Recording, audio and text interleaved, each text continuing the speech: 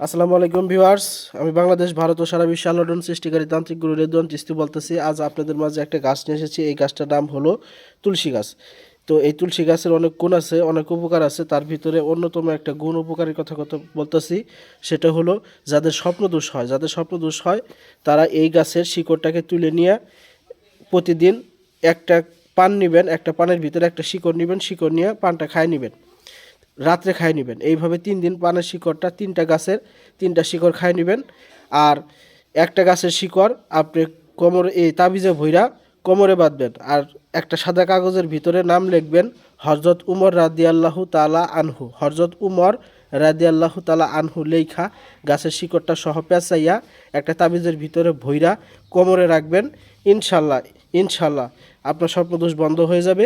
আর 3 দিন 3টা গাছের শিকড় একটা করে পানের সাথে খাই নেবেন। ভালো থাকেন সকলে, সকলের সুস্বাস্থ্য কামনা করে বিদায় নিচ্ছি। আসসালামু আলাইকুম।